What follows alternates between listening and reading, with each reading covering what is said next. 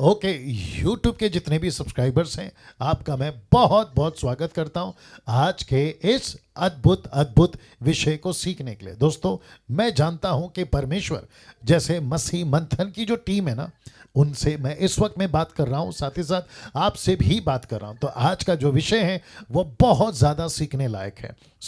इस वक्त में मैं यहाँ से स्टार्ट कर रहा हूँ। आपके ठीक स्क्रीन के ऊपर जो जूम के मेंबर्स हैं आप देख लीजिएगा, और साथ ही साथ जो यूट्यूब पे अभी मुझे देख रहे हैं आप भी देख लीजिएगा कि एक जो है तलवार है, दूसरी तरफ बाइबल रखी है।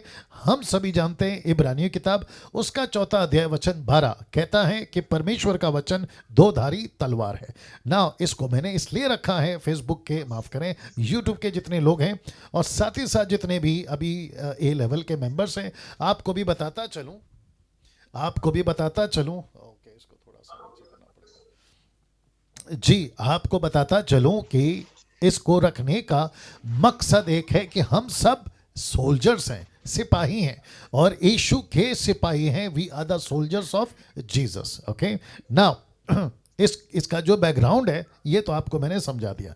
अब इसको क्यों चुना, मैंने इसको क्यों रखा, मैं उसकी वजह आपको बताने जा रहा हूं। उसकी वजह यहां है, जो कि आज का टॉपिक मैंने रखा है वह है we have to be smart in 3 things.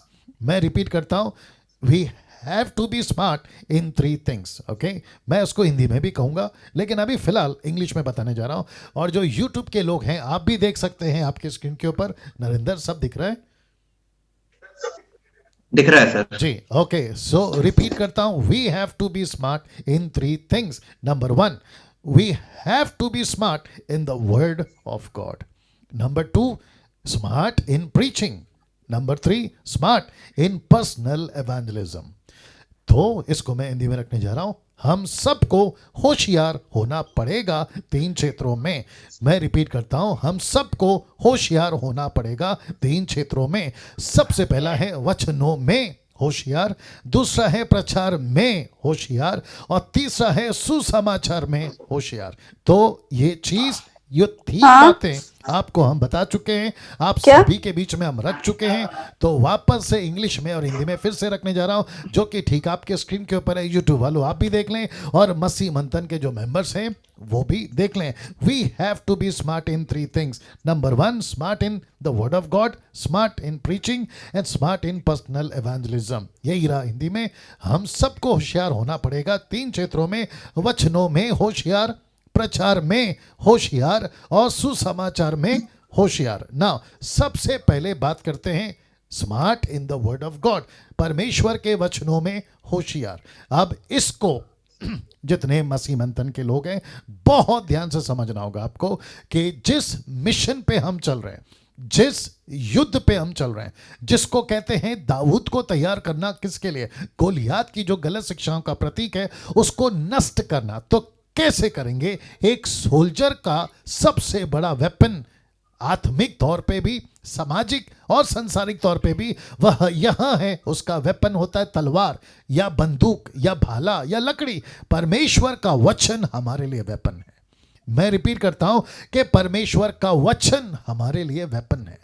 अगर इस वेपन को चलाना नहीं आया, इसमें अगर हम स्मार्ट नहीं हैं, होशियार नहीं है, जिसके लिए मैंने लिखा है दोनों भाषाओं में, इंग्लिश और हिंदी में, smart in the word of God, वचनों में होशियार। नाउ कुछ स्क्रिप्चर्स आपके बीच में रख रहा हूं ताकि आपको कन्वे कर सकूं, समझा सकूं कि ये क्या चीजें हैं। सबसे पहला वचन है 1 कुरिन्थियों 4:1। 1 Corinthians chapter 4 and verse 1 लिखा है, मनुष्य हमें मसीह के सेवक और परमेश्वर के भेदों के भंडारी समझे। मैं रिपीट करता हूं कि परमेश्वर के जो हम लोग हैं, कहता है कि मनुष्य हमें, कौन से मनुष्य?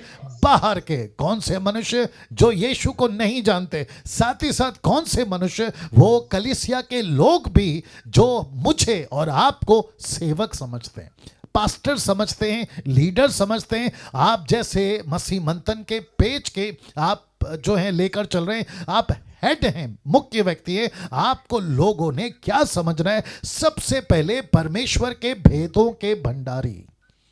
मैं रिपीट करता हूं, परमेश्वर के भेदों के भंडारी।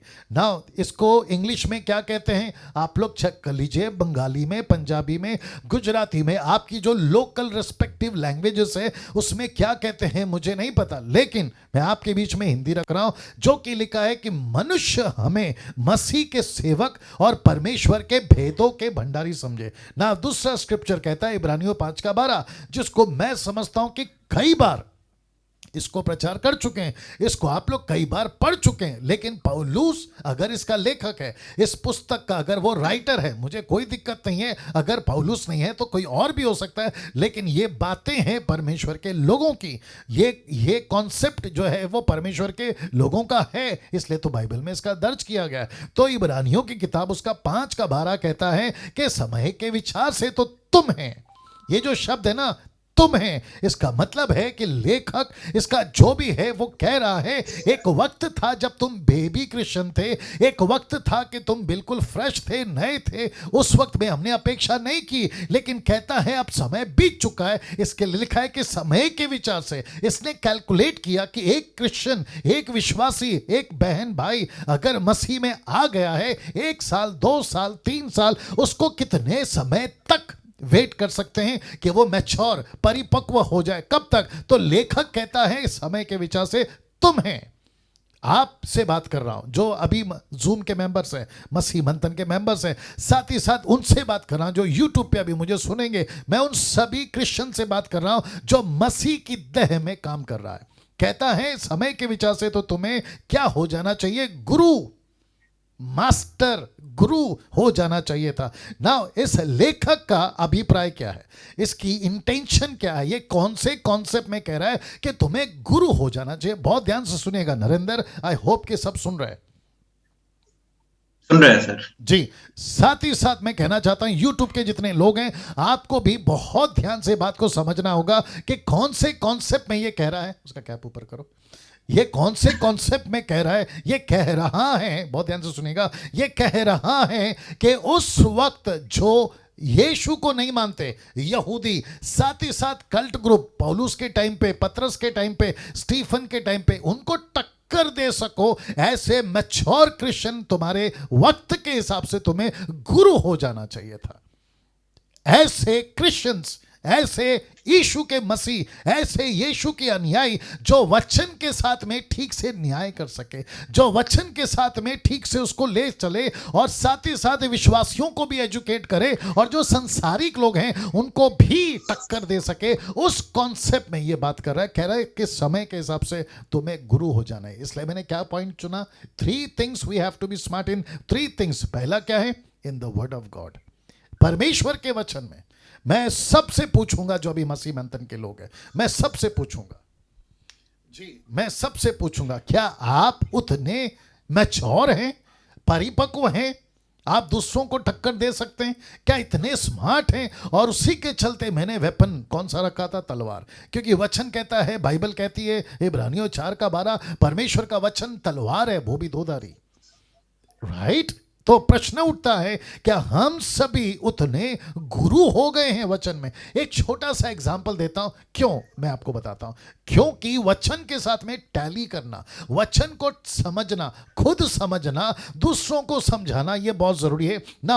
होशियार से मेरा मतलब है ये वाला जो मैं भी रख रहा हूं। लिखा है एक उदाहरण 1 कुरिन्थियों 13 का 1 से 3 तक में। मैं आपको बताता हूं क्या, कैसे होशियार होना है ना। यहां पे लिखा है, बहुत ध्यान से सुनेगा, लिखा है यदि मैं मनुष्यों और स्वर्गदूतों की बोलियां बोलूं और प्रेम न रखूं तो मैं ठनठनाता पीतल और झनझनाती हुई झांझ हूं। यदि मैं भविष्यवाणी कर सकूं, जरा ध्यान से सुनेगा, सब भेदों और सब प्रकार के ज्ञान को समझ सकूं, मुझे यहां तक पूरा विश्वास हो कि पहाड़ों को हटा दूं, परंतु प्रेम न रखूं तो मैं कुछ भी नहीं। फिर कहता है यदि मैं अपनी संपूर्ण संपत्ति कंगालों को खिला दूं और अपनी देह जलाने के लिए दे दूं, फिर कहता है और प्रेम ना रखूं तो मैं कुछ भी नहीं। इसका मतलब है, ध्यान से सुनिए, अभी वचन में कैसे होशियार हो सकते हैं? ये रहा पौलुस जो कहता है प्रेम के बगैर कुछ नहीं है। अगर स्मार्ट नहीं है इसको समझने में, होशियार नहीं है इस वचन को समझने में जो आपके ठीक अभी स्क्रीन के ऊपर है, तो आपको पता है आप इस वचन को नहीं समझ पाओगे जो अभी रख रहा हूं। अब यही पौलुस कहता है 1 कुरिन्थियों 5:11 कहता है, बहुत ध्यान से सुनिएगा, यदि कोई भाई कहलाकर, जिसको ब्रैकेट में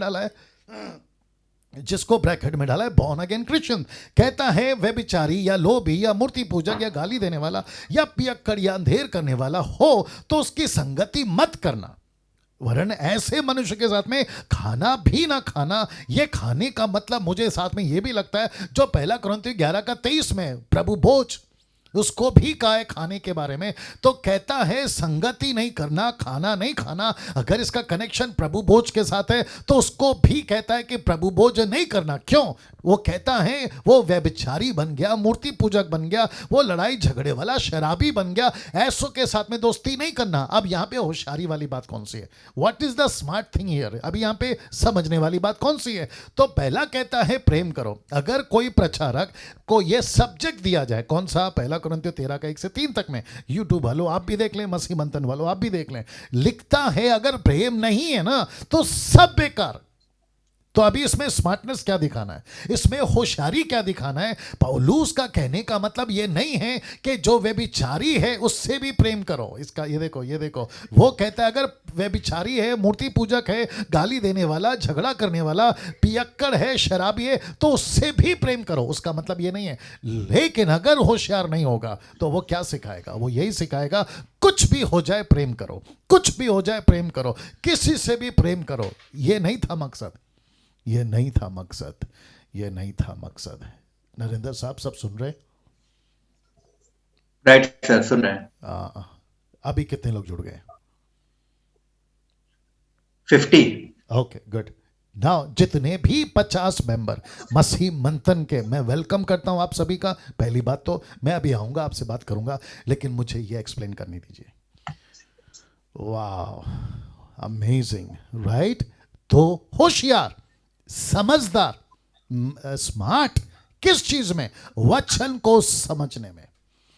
अगर किसी प्रचारक को 1 कुरिन्थियों 13 दे दिया जाए, वो ऐसा प्रचार करेगा कि उसके सामने 1 कुरिन्थियों 5:11 ये फेल हो जाएगा अगर वो होशियार नहीं रहा। इसलिए मैं फिर कहता हूं, मसीह मंथन के लोग कैसे होना है? वचन को ठीक से स्मार्टली हैंडल करने वाले। यूट्यूब वालों आप भी सुने ध्यान से इस बात को, बहुत जरूरी है। वचन के साथ हम क्या करते हैं, वचन को हम कैसे ले रहे हैं, वचन के साथ हम किस तरीके से जो है हैंडल करते हैं, यह समझना बहुत जरूरी है। अगर पौलुस कहता है प्रेम करो, वही पौलुस कहता है कि ऐसों के साथ में दोस्ती मत करो, ऐसों के साथ में खाना तक मत खाओ। तो इसका मतलब क्या है? 1 कुरिन्थियों 13 अध्याय को फिर हमें टैली करना होगा, ठीक से उसको समझना होगा। इसलिए तो लिखा है ना 2 तिमोथी चैप्टर 2:15 में, rightly dividing the word of truth, परमेश्वर के वचन को ठीक से काम में लाना। ये हो गया एक। अब बात करते दूसरा का, ये है स्मार्ट इन प्रीचिंग, वचन के प्रचार में, वचन के प्रचार में होशियार, स्मार्ट इन प्रीचिंग।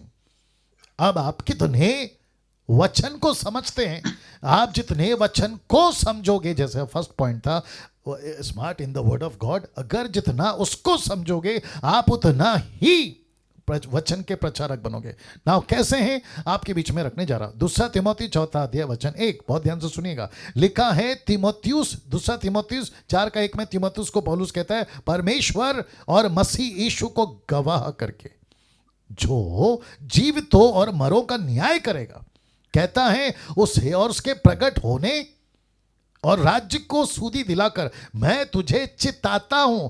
मैं तुझे रिक्वेस्ट नहीं कर रहा हूं, पौलुस कहता है, वो कहता है मैं तुझे बता देता हूं, मैं तुझे कंफर्म कर देता हूं, जिस यीशु का मैं प्रचारक हूं, जो मरे हुओं का न्याय करेगा, उसकी याद दिलाकर, उसकी सूदी दिलाकर मैं तुझे चिता देता हूं। इतना हाईलाइट क्यों कर रहा है वो एक स्टेटमेंट को, इतना हाइप के क्यों ले जा रहा है एक स्टेटमेंट को? उसकी वजह है वचन 2, कहता है कि तू तिमोथी, तू, तो मैं कह रहा हूं मसीह मंथन के लोगों, माफ करें शब्द का कॉन्टेक्स्ट समझिएगा, तू का मतलब है आप, ठीक है ना, लेकिन मुझे यही बोलना है। तो मसीह मंथन का नरेंद्र तू, नीता तुम या समीक्षा तुम, निर्जला जी तुम, और जितने भी प्रचारक हैं, मैं शायद नाम नहीं ले पा रहा हूं, उन सबको मैं कहना चाहता हूं पौलुस के वसूले से, वो कहता है कि तू वचन का प्रचार कर।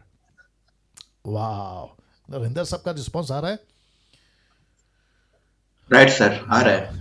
या लिखता है कि तू वचन का प्रचार कर, समय और असमय तैयार रहे, सब प्रकार की सहनशीलता और शिक्षा के साथ उलाहना दे और डांट और समझा। इंग्लिश वर्ड है रिब्यूक देम, रिब्यूक देम। इसका मतलब क्या है? तू वचन का प्रचार कर। हम वचन का प्रचार क्यों करना है? पौलुस कहता है जो परमेश्वर का सेवक है, जो विश्वासी बन गया है, उसका अगला कदम है कि वो प्रचारक बने। और मुझे बेहद बेहद खुशी होती है जब मैं मसीह मंथन को यूट्यूब के ऊपर, फेसबुक के ऊपर परमेश्वर के वचन का प्रचार करते हुए देखता हूं, और वो भी सही डॉक्ट्रिन के साथ। ऐसा वक्त 5 साल पहले नहीं था, ऐसा वक्त 10 साल पहले नहीं था, और ऐसा वक्त अगर अभी आ गया है तो मैं समझता हूं कि मसीह मंथन को अपनी पीठ थपथपानी चाहिए, क्योंकि वो ये काम कर रहे हैं। मुझे खुशी है इस बात की। ना पहला पत्र 4:11, यदि कोई बोले, ब्रैकेट में प्रचार, इसका मतलब है यदि कोई प्रचार करे, लिखा है यदि कोई बोले तो ऐसा बोले, ऐसा प्रचार करे मानो परमेश्वर का वचन, परमेश्वर का वचन। हम किसी मंत्री की बात नहीं कर रहे हैं यहां पर, हम किसी नेता के राजदूत नहीं हैं, हम किसी व्यक्ति के स्पोक पर्सन नहीं हैं, हम यीशु के राजदूत हैं, यीशु के प्रचारक हैं, और हम ऐसा बोलेंगे जैसा वचन को बोलना चाहिए।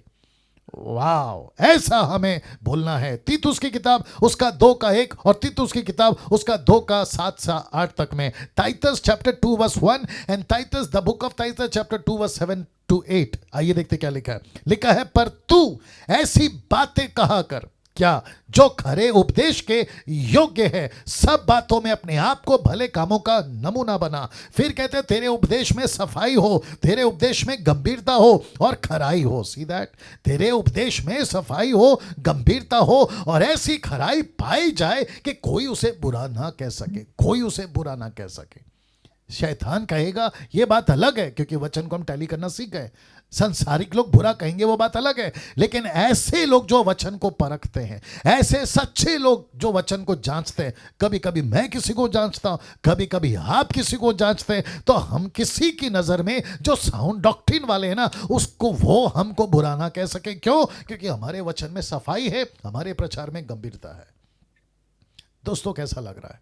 यूट्यूब के लोगों कैसा लग रहा है? मैं आपसे भी बात कर रहा हूं आज, मैं दरअसल आपसे भी बात कर रहा हूं, और साथ ही साथ में जो हमारी टीम है ए लेवल की मसीह मंथन में, उनसे भी बात कर रहा हूं। तो वापस आता हूं, कहता है कि तू ऐसी बातें कहा कर जो खरे उपदेश के योग्य है। ना ध्यान से सुनिएगा। अब ऐसा क्यों मैं कह रहा हूं? एक हो गया हमें वचन में स्मार्ट होना है, दूसरा हो गया प्रचार में स्मार्ट होना है। प्रचार में स्मार्ट के लिए यह पॉइंट मैं रख रहा हूं, और अब मैं आपको बताता हूं कि वचन के प्रचार में आपको स्मार्ट क्यों होना है। वचन 1 तिमोथी 2:4, आइए पहला पढ़ लेते हैं। लिखा है, वह कौन है? परमेश्वर। वह यह चाहता है कि सब मनुष्यों का उद्धार हो और सत्य को भली भांति पहचान ले। मेरा पहला पॉइंट, परमेश्वर क्या चाहता है कि पूरे महाराष्ट्र का, गुजरात का, तमिलनाडु का, आंध्र का, कर्नाटक का, महाराष्ट्र आपका, जो भी पंजाब का, या फिर साथ ही साथ में Bengal, Calcutta, Jharkhand, Nepal, Pakistan, UK, USA, Africa, सारी दुनिया के मानव जाति का उद्धार हो। ये बात तो सही है, लेकिन जिसको मैंने कलर चेंज किया ना, येलो में लिखता है सत्य को भली भांति पहचान ले। तो एक अविश्वासी सत्य को भली भांति कब पहचानेगा? जब एक विश्वासी उसको भली भांति समझाएगा। See that. वापस आता हूं, एक अविश्वासी सत्य को भली भांति कैसे पहचानेगा? जब एक विश्वासी अविश्वासी को सत्य को ठीक से समझाएगा। तो सबसे पहले विश्वासी को स्मार्ट होना होगा। किस में? प्रचार में। मैं रिपीट करता हूं, किस में? प्रचार में। तो मैं सबको पूछ रहा हूं, आपको भी पूछ रहा हूं, फेसबुक माफ करें, यूट्यूब वालों, आपको भी पूछ रहा हूं, क्या आप स्मार्ट हैं? वक्त के हिसाब से आपको स्मार्ट हो जाना चाहिए था, वक्त के हिसाब से आपको एजुकेट हो जाना चाहिए था वचन में, वक्त के हिसाब से आपको गुरु हो जाना चाहिए था। क्योंकि जिस युग में हम जी रहे हैं ना, 21st सेंचुरी, वहां पर वचन को अगर ठीक से टैली नहीं किया, वचन को ठीक से अगर नहीं समझा ना, हम बहुत बड़ी मुसीबत में पड़ सकते हैं।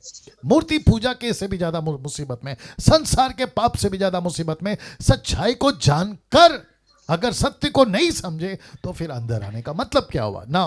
वक्त को ध्यान रखना है, क्योंकि रात को 8 बजे वापस लाइव आना है फेसबुक के ऊपर। अभी मैं तीसरे पॉइंट पे आ रहा हूं, फिर आप लोगों से बात भी करनी है। तीसरे पॉइंट पे आ रहा हूं, जो कि लिखा है स्मार्ट इन पर्सनल एवेंजलिज्म, सुसमाचार में होशियार, व्यक्तिगत सुसमाचार में होशियार, आप ऐसा भी लिख सकते हैं ना।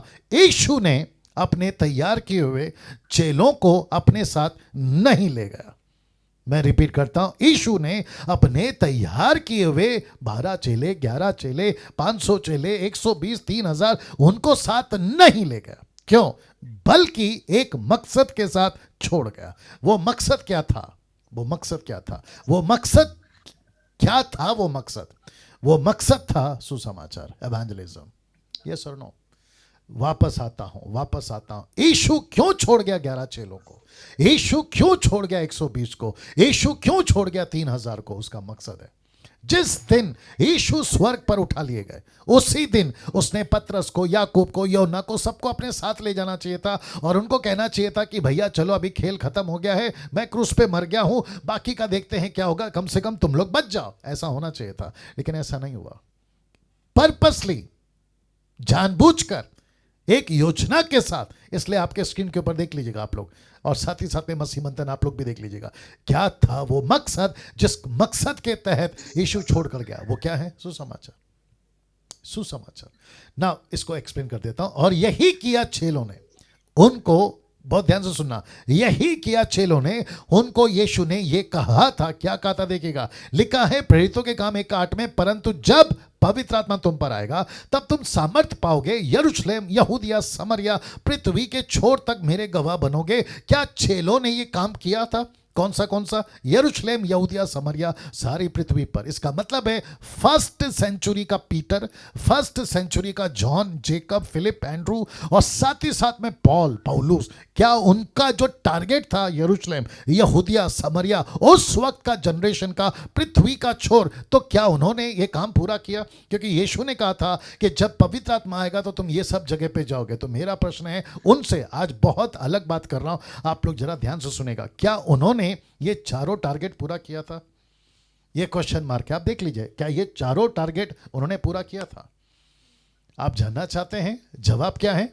पतरस, याकूब, यूहन्ना, फिलिप, टाइटस, तिमोथी, पौलुस, इन सब ने अपना अपना यरूशलेम, अपना अपना यहूदिया, समरिया और पृथ्वी के छोर तक वो गए थे। और जवाब है यस, किया था। कैसे? कहां लिखा है? ये देखिए, यहां लिखा है उसी प्रेरितों की किताब का 9:31 में, एक्ट चैप्टर 9 वर्स 31 में लिखा है, सारे यहूदिया और गलील, समरिया में कलीसिया को चैन मिला और उसकी उन्नति होती गई। किसकी? कलीसिया की। कहा? यहूदिया में, समरिया में, गलील में। और लिखा है प्रभु के भय, पवित्र आत्मा की शांति से चलती और बढ़ती जाती थी। कहां? यहूदिया में, समरिया में, और लिखा है बाकी यरूशलेम के क्षेत्र में, यानी कि गलील मतलब यरूशलेम के क्षेत्र में। अब प्रश्न उठता है, सारे जगत में ये लोग गए थे? जी हां। कहां लिखा है? ये देखिए, यहां लिखा है रोमियो 1:8 कहता है, पहले मैं तुम सब के लिए यीशु मसीह के द्वारा अपने परमेश्वर पिता का धन्यवाद करता हूं कि तुम्हारे विश्वास की चर्चा सारे जगत में हो रही है। इसका मतलब क्या है? ये पतरस, आपका पौलुस और आपका Timothy, Titus, John, Jacob, Andrew, इन सब ने ये 4 क्षेत्र को कवर किया था। किस में? सुसमाचार फैलाने में। अब प्रश्न उठता है, इनकी जो पहचान थी ना, वो ऐसी थी। कैसी थी पता है? क्योंकि ये लोग जिन्होंने जगत को उलट पुलट कर दिया, ऐसी पहचान थी इनकी। ऐसी पहचान अगर इनकी थी तो प्रश्न उठता है, आज मेरी और आपकी पहचान क्या है? आपका यरूशलेम कौन है? आपका यहूदी कौन है? आपका समरिया कौन है? और आपकी पूरी पृथ्वी की छोर कौन है? मुझे नहीं लगता है कि मुझे एक्सप्लेन करना है। आपका शहर, आपका पड़ोसी, आपका गांव, आपका रिलेटिव्स, आपका चर्च, आपका कस्बा, आपका विलेज, आपका ब्लॉक, आपका पड़ोसी मुल्क, आपका इंटरनेशनल मुल्क, उसको कहते हैं यहूदिया, समरिया, और फिर आपका पूरा पृथ्वी का छोर। उन्होंने फिनिश किया था। प्रश्न उठता है कि क्या हमने फिनिश किया है? नाउ फिनिश अगर किया पतरस, याकूब, यूहन्ना ने, उसके पीछे कारण क्या था? यह सब कैसे हुआ? देख लीजिए, प्रश्न उठता है, यह सब कैसे हुआ? यह सब कैसे हुआ? यह सब कैसे हुआ? इसका जवाब है यह वचन। कौन सा वचन? यह वाला। देखिए क्या लिखा है। लिखा है प्रेरितों के काम 6 का 7 में, परमेश्वर का वचन फैलता गया। यहूदिया, यरूशलेम, यहूदिया, समरिया। परमेश्वर का वचन फैलता गया। फिर कहता हूं, यरूशलेम, यहूदिया, समरिया और पृथ्वी के छोर तक। यरूशलेम में चेलों की गिनती बहुत बढ़ गई। याजकों का एक बड़ा समाज इस मत के अधीन हो गया। इसका मतलब क्या है? दे ट्रेन्ड डिसाइपल्स। आपके स्क्रीन के ऊपर देख लीजिएगा, रिपीट करता हूं, दे ट्रेन्ड डिसाइपल्स। उन्होंने चेलों को तैयार किया था। सबसे पहला smart in the word of God, second smart preaching, third smartness evangelism, personal evangelism. इसका मतलब क्या है? इस 3 क्षेत्र में आप जब मजबूत होते हैं, आप अपना यरूशलेम, आप अपना यहूदिया, समरिया और पृथ्वी की छोर तक आप जो हैं आगे बढ़ते हैं। और इस तरीके से आप अपने डिसाइपल्स को तैयार करते हैं। तो इसका मतलब है every MMB members should have their own trained disciples. Hindi में भी लिख दिया हूं, हर एक एमएमबी सदस्य के अपने खुद के तैयार किए हुए चेले होने चाहिए। खुद के चेले होने चाहिए। खुद के चेले होने चाहिए। इस लाइन पे मैं यहां पे रुक रहा हूं। इस लाइन पे मैं